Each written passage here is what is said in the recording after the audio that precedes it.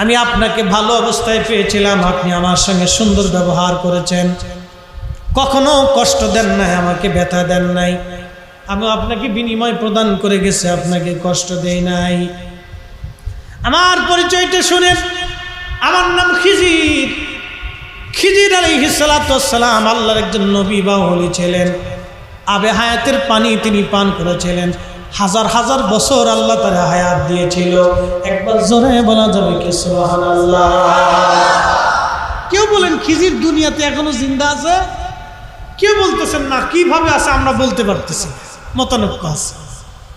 তবে তিনি হযরত ইব্রাহিম আলাইহিস সালাতু ওয়াস সালামের জমানার আগে আদম সফিউল্লাহ, হাবিল আর কাবিল, এই দুইজনে যে মারামারি করছিল, ওই সময় হাবিল কাবিলের ঘরে খিজির আলাইহিস সালামের জন্ম হয়েছিল। কোন কোন ঐতিহাসিক লিখছেন কাবিলের ঘরে খিজির আলাইহিস সালামের জন্ম হয়েছিল। খিজির আলাইহিস সালাতু ওয়াস সালাম ছিলেন সারা পৃথিবীতে দুইজন বাদশা ছিলেন মুসলমান, সারা দুনিয়ার বাদশা। একজন বাদশার নাম বাদশা জুলকারনাইন, আর একজন বাদশার নাম বাদশা সুলাইমান আলাইহিস সালাম। জুলকারনাইনের প্রধান উজির ছিলেন হযরত খিজির আলাইহিস সালাতু ওয়াস সালাম। জুলকারনাইন ছিলেন হযরত ইব্রাহিম আলাইহিস সালামের জমানার বাদশা। ইব্রাহিম আলাইহিস সালামের কাছে কালেমা গ্রহণ করেছিলেন বাদশা জুলকারনাইন। আল্লাহ তাকে পৃথিবীর প্রত্যেকটা ইঞ্চির বাদশা বানিয়ে দিয়েছিলেন। একসাথে বলা যাবে আল্লাহু আকবার। খিজির আলাইহিস সালামের জীবনে একটা পাঠ শোনাই, আবে হায়াতের পানি তিনি পান করেছিলেন। বলে হুজুর এটা আবার কি? বাদশা জুলকারনাইনের একজন বন্ধু ছিলেন ফেরেশতা। ফেরেশতাকে জুলকারনাইন ডাক দিয়ে বলেন, ফেরেশতা আমি শুনছি পৃথিবীতে নাকি আবে হায়াতের পানি আছে, যেটা পান করলে হায়াত সহজে শেষ হয় না, দীর্ঘ হায়াত সে পায়। আবে হায়াতের পানি আমার পান করার দরকার।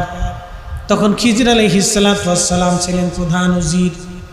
ফেরেশতা বলেন, হ্যাঁ আবে হায়াতের পানি আপনি পাবেন, তবে আপনাকে বহু কষ্ট করা লাগবে। পৃথিবীর একবারে শেষ প্রান্তে যে আপনি পাবেন। হযরত বাদশা জুলকারনাইন এবং খিজির আলাইহিস সালাম দুইজন রওনা করলেন। যেতে যেতে যেতে যেতে বহু দূর পৃথিবীর একবারে শেষ প্রান্তে চলে গেলেন। জুলকারনাইন পিছনে ছিলেন, খিজির আলাইহিস সালাম সবার সামনে ছিলেন। খিজির আলাইহিস সালাম আবে হায়াতের পানি পান করলেন, কিন্তু জুলকারনাইন পান করতে পারে নাই। কেউ কেউ বলেছেন আবে হায়াতের পানি পান করার জন্য আমার আল্লাহ তাকে বিরাট দীর্ঘ জীবন দান করেছেন। একবার জোরে বলা যাবে কি সুবহানাল্লাহ? এই খিজির আলাইহিস সালামের একটা জীবন আপনাদেরকে শুনিয়ে, তার কথা কোরআন শরীফ সূরা কাহাফের ভিতরে আসছে। আপনারা যদি দীর্ঘ হায়াত পান, দীর্ঘ দৌলত পান, ইজ্জত তালাশ করেন, তো পৃথিবীর মধ্যে দুইটা কাজ করে যেতে হবে। একটা কাজ আপনাকে করতে হবে, ঘরে বাবা মা যদি থাকে সারা জীবন বাবা মার সেবা করবেন। বলে কিভাবে? আপনাকে বাবা মা যেইভাবে লালন পালন করছে আপনিও সেইভাবে বাবা মাকে লালন পালন করবেন। একসাথে বলা যাবে মারহাবা। কয়টা জিনিস পাবেন? দুইটা। এক নম্বর হায়াত, দুই নম্বরে দৌলত, তিন নম্বর ইজ্জত। তিনটা জিনিস যদি চান তো আপনাকে পিতামাতার খেদমত করে যাইতে হবে। এই তিনটা জিনিস আপনার একটা কাজের মধ্যে নিহিত থাকবে, ইজ্জত, হায়াত, দৌলত। পিতামাতার খেদমত করে যাবেন। আর একবার বাবা মার চেহারার দিকে মহাব্বতের নজরে তাকাইলে আল্লাহ একটা কবুল হজের সওয়াব লিখে দিবে। বাবা হজ হবে গ্যারান্টি আছে? জোরে বলেন, কোনো গ্যারান্টি আছে? আপনি হজ করতে গেছেন, 6 লক্ষ টাকা খরচ করে, 4 লক্ষ টাকা খরচ করেছেন, এই তাওয়াফ করেছেন, বহু পরিশ্রম। হজ করা চারটিখানি কথা না, অনেক কষ্ট। এই বিরাট কষ্ট করে হজ আপনি আদায় করছেন, গ্যারান্টি কবুল হয়েছে কিনা কেন গ্যারান্টি নাই। কিন্তু মায়ের চেহারার দিকে একবার মহাব্বতের নজরে তাকাবেন, আল্লাহ রাসূল বলেন একটা কবুল হজের সওয়াব আল্লাহ আমল নামে লিখে দিবে।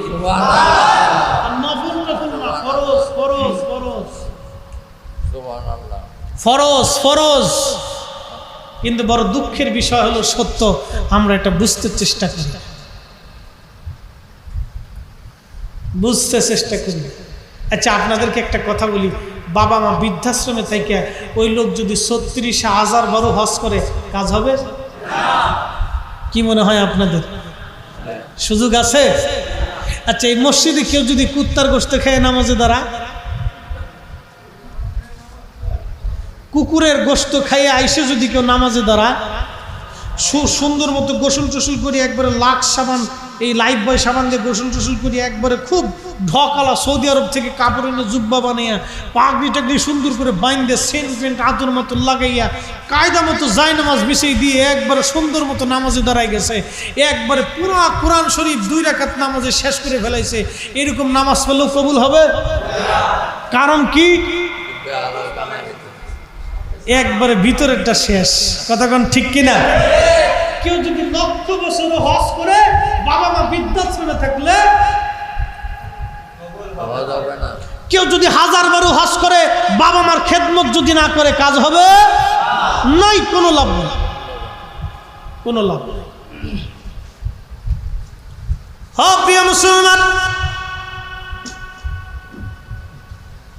হ্যাঁ প্রিয় মুসলমান, এই জন্য আল্লাহ পাক বললেন আল্লাহ হাসান, তোমরা দয়া করবে, মায়া করবে। এরপর আল্লাহ বললেন ইন্নাল্লাহা ইয়ামুরু বিল আদলি ওয়াল ইহসানি ওয়া ইতাই যিল কুরবা ওয়া ইয়ানহা আনিল ফাহশাই ওয়াল মুনকার। আত্মীয়-স্বজন যারা আছে তোমরা তাদের সঙ্গে উত্তম ব্যবহার করবে। তারা দরিদ্র হলে ঘরের মধ্যে খাবার পৌঁছাই দিয়ে আসবে, অভাবী হলে খোঁজ খবর নেবে। এই যে ঈদ চলে গেল, আমাদের ফিতরা জাকাতের অংশ, সর্বপ্রথম আত্মীয় স্বজন পাওয়ার হক। অনেকে আছে আত্মীয় স্বজনের খোঁজ খবর নেয় না, আত্মীয়তার সঙ্গে সম্পর্ক রাখে না। আল্লাহর নবী বলেন উম্মত, তোমরা যদি আত্মীয়তার সাথে সম্পর্ক ছিন্ন করো তো আমি আল্লাহ তোমার সঙ্গে সম্পর্ক ছিন্ন করে দেব। তুমি যদি আত্মীয়তার সম্পর্ক ছিন্ন না করো তাহলে আমি আল্লাহ তোমার সঙ্গে সম্পর্ক ছিন্ন করব না। একবার জোরে জোরে বলা যাবে কি সুবহানাল্লাহ?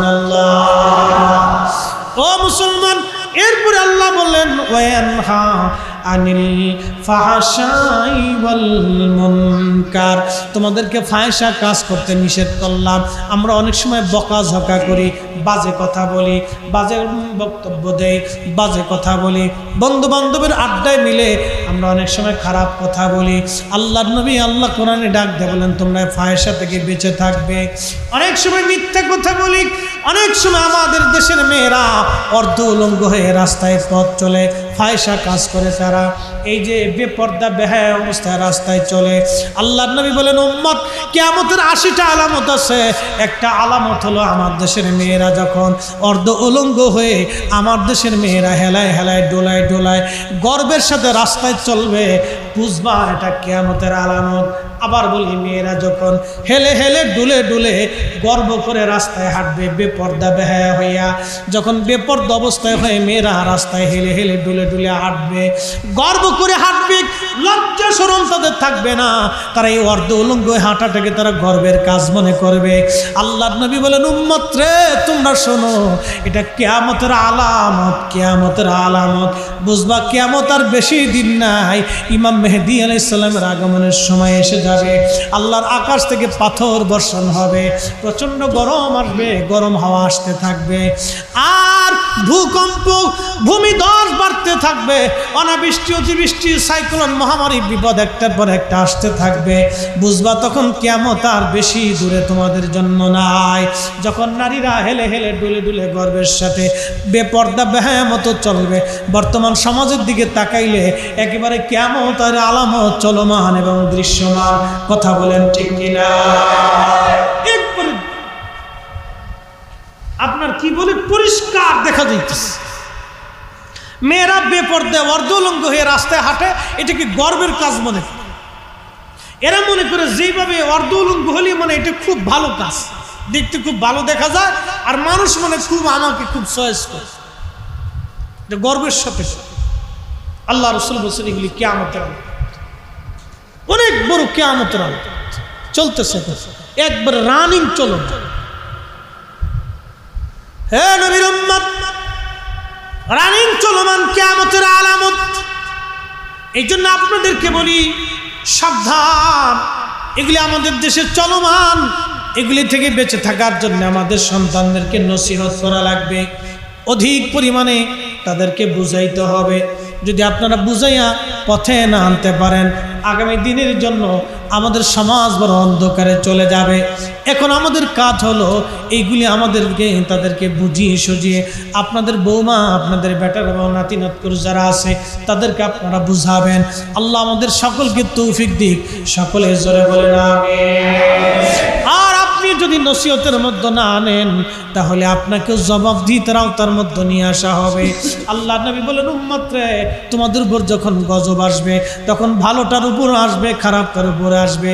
তুরস্কের ভূমিকম্প যখন 50,000 মানুষ মরে গেল, ওখানে কি সবাই খারাপ না ভালো আছে? ভালো আছে। এই খারাপ মানুষের জন্য ভালো মানুষের উপরে বিপদ আসে। এই যে বাংলাদেশে 10 দিন ধরে 20 দিন ধরে কোনো বৃষ্টিপাত নাই, প্রচণ্ড গরমে মানুষ হতাশ হয়ে গেল। 1965 সাল থেকে দীর্ঘ প্রায় 40 বছর পর্যন্ত এরকম গরম পড়ে নাই যে গরমে এই মাত্র কয়েক মানে আপনার ঈদের আগে এই প্রায় 2 সপ্তাহ পর্যন্ত এইভাবে চলল। প্রচণ্ড গরমে সবাই কষ্ট পেয়েছে, কি নামাজি কি বেনামাজি, কি শয়তান লুচ্চা ডাকাত বদমাশ ধনী দরিদ্র সবাই কিন্তু কষ্ট পাইছে। খারাপ মানুষের জন্য ভালো মানুষের কষ্ট হয়, কথা বলেন ঠিক কিনা? গরম কিন্তু সবার লাগছে, ইমাম মুসল্লি বেনামাজি নামাজি রোজাদার বুজদার সবার কাছেই গরম লাগছে। কারণ কি? গুনাহের জন্য সবাই শাস্তি ভোগ করছে। 1965 সালের পর থেকে এ যাবৎ পর্যন্ত এত পরিমাণে গরম আর পড়ে নাই যে গরমে কয়েকদিন আগে পড়ে গেল। প্রচন্ড রোজায় বহু মানুষ এই গরমে হিট স্ট্রোকে মারা গেছে, বহু মানুষ ওই গরমে মারা গেছে। হ্যাঁ বাপ, এগুলি আল্লাহ পাকের এক ধরনের গজব। কারণ কিয়ামতের আলামত চলমান, রানিং চলতেছে, বহু আলামত। 1 নম্বর ওয়াদাউল আমানা, আমানত নষ্ট হয়ে যাবে। 2 নম্বর ওয়ামাতুস সালাহ, উম্মত নামাজ মেরে ফেলবে। 3 নম্বর সুদের কারবার সারা পৃথিবীতে বাড়বে। এখন বর্তমান ব্যাংকিং ব্যবস্থায় সুদ থেকে আমরা কেউ মুক্ত আছি? মনে হয় আসি কেউ নাই। ছেলে বিদেশ টাকা পাঠাবে, টাকা ব্যাংকে রাখবে, ওখানে সুদ আসে, ইন্টারেস্ট আসে। ব্যাংকিং পদ্ধতি ছাড়া এখন ভিন্ন কোনো প্রক্রিয়া নাই। ব্যবসা কোটি কোটি টাকা ব্যাংকিং পদ্ধতি, বাড়ি করবেন ব্যাংকিং পদ্ধতি, টাকা কোথায় রাখবেন? ব্যাংকে রাখতে হবে। অর্থাৎ আল্লাহর নবী বলেন, উম্মত কিয়ামতের আগে আমার উম্মতেরা সুদের সাথে এমনভাবে জড়িয়ে পড়বে, কেউ সুদ খাবে, কেউ সুদের সহযোগিতা করবে, কেউ সুদের প্রতিবেশী হবে, কেউ সুদালার বাড়ি খাবে, কেউ সুদালার কাছ থেকে টাকা নিবে, কেউ তার সাথে লেনদেন করবে, সবাই সুদের সাথে এরকম জড়িয়ে পড়বে। সুদ থেকে আমার উম্মত মুক্ত হবে না। কেউ সরাসরি, কেউ ইনডাইরেক্ট, কেউ ডাইরেক্ট, কেউ ইনডাইরেক্ট। কেউ না খাইলেও সুদওয়ালা ছেলে ব্যাংকের ব্যবসা করে, বাপ নামাজি, এখন ছেলের বাড়ি খাইতে হবে, বাবার কিছুই করার নাই। এটা চলতেছে। এটা কিয়ামতের ভয়াবহ আলামত। ভাবতেছেন কিয়ামত বেশি দূরে? একবারে বেশি দূরে নাই, রানিং চলতেছে। এগুলি আলামত, এগুলি আলামত। আল্লাহু আকবার। এই যে মসজিদ কারুকার্য করতেছেন, এটাও কিয়ামতের আলামত। বলে হুজুর এটা আবার কি বললেন? মসজিদকে কেন্দ্র করে 3টা আলামত আছে, শুনে যান। 1 নম্বর, মসজিদ চাকচিক্যময় হবে। 2 নম্বর, মসজিদে অনেক বড় বড় মিনারা হবে। 3 নম্বর, মসজিদে অনেক মুসল্লি থাকবে, কিন্তু দিলওয়ালা ইমানদার পাওয়া যাবে না। ঠিক আসতে বলেন কেন? জোরে বলে, দিলওয়ালা ইমানদার না। কালকে আমার ঢাকার মসজিদের আগের সভাপতির ফিরিস্তি শুনলাম, হুজুর মাল কেনার জন্য টাকা সুন্দর করে দিয়ে আসছে, মোটর কেনার জন্য 20,000 টাকা দিছি। 1 বছর পরে মোটরওয়ালা ফোন দিয়ে টাকা পাইনি। তাহলে টাকা তো সেই সময় দিয়ে দিছে, 20,000 টাকা মেরে দিচ্ছে। মসজিদের মুসল্লি নামাজ পড়তে এসে মসজিদের টাকা মেরে দিচ্ছে। ভাগ্যিস তো আপনাদের কপাল বলে এলাকায় চোর নাই, না তো ফেল খুলে লিয়ে যেতে হতো। যেমনি ফ্যান রেখে দিয়েছেন তো চোরের লাই নাই, চোরের ইমান আছে বোঝা গেছে। ঢাকার শহরে লিখলে আবার থাকতো, কবে হিরিঞ্চি নিয়ে বাস গাঁজা খেয়ে ফেলাইতো। ভালো, আপনাদের এলাকার চোরের ইমান আছে বোঝা গেছে। মারহাবা কর না, আরেকটু জোরে কর না, আল্লাহু আকবার। ওই ইমান আছে, এখনো ফ্যান রয়ে গেছে ভিতরে, জানলা দরজা কিছু নেই, তারপরে ফ্যান আছে। শুকরিয়া আদায় করেন আপনারা, চোরের ইমানদার। এগুলি চলতেছে, এগুলি কিয়ামতের আলামত বা চলতেছে। মসজিদকে কেন্দ্র করে 3টা আলামত। কিন্তু বড় আফসোস আর দুঃখের বিষয় হলো সত্য, আমরা এখন মিলাদ নিয়ে ঝগড়া করি। কথা বুঝেন নাই মনে হয়, বুঝাইতেছি। মসজিদ নিয়ে কিয়ামতের আলামত কয়টা? 3টা। 1 নম্বর, মসজিদ কারুকার্যময় হবে। 2 নম্বরে মসজিদে অনেক বড় বড় মিনারা হবে। রসুলের জমানায়, সাহাবীদের জমানায় এইগুলি ছিল না, কিন্তু আমাদের জমানায় আজকে এগুলি কিয়ামতের আলামত। দুঃখের বিষয় হলো এইগুলির আলোচনা নাই। নবীর মিলাদ পড়তে গেলেই ঝগড়া বাঁধাই দেয়। কারণটা কি? কথা কর না, জোরে বলে। মিলাদ পড়তে গেলেই ঝগড়া করে, নবীর জমানায় ছিল না, এই লাগাইছে ঝগড়া। কে ভাই এই সময় নবীর জমানা তালাশ করেন, মসজিদের সময় নবীর জমানা খুঁজেন না, কারণটা কি? আচ্ছা, আপনাদেরকে একটা প্রশ্ন করি, জবাব দিবেন, মনে কিছু নিয়ে না, কষ্ট হচ্ছে বুঝি আপনাদের?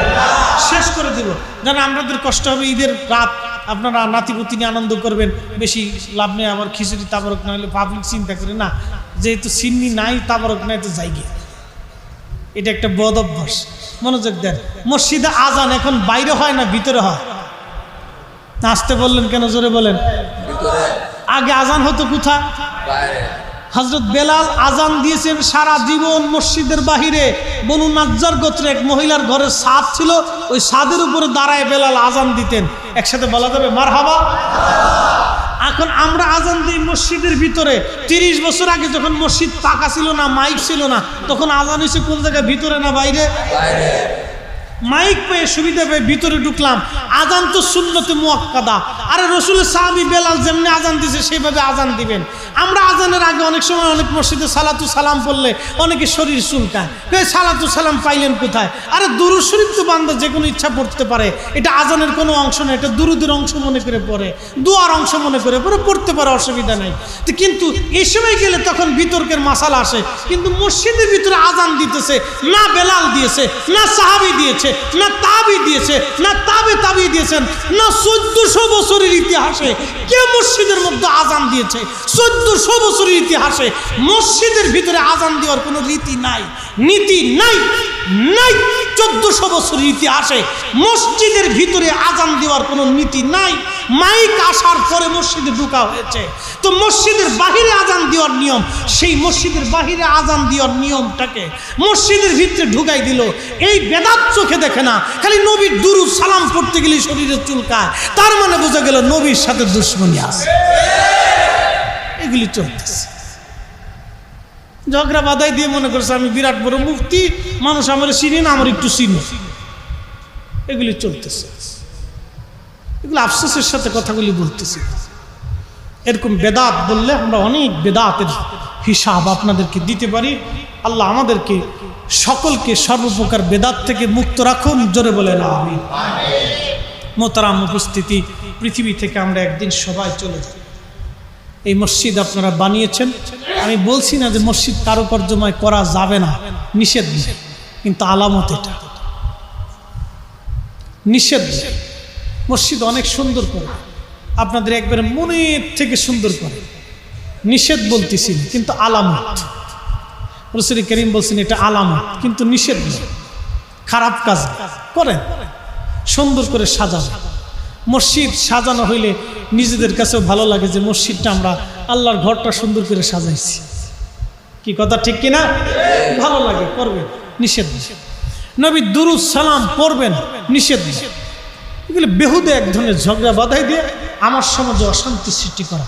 বলেন নবীর দুরূদ সালাম চলবে না? আওয়াজ তুলে বলেন চলবে। যদি চলে তো আসেন নবীজিকে দাঁড়ায় সালাম জানাই।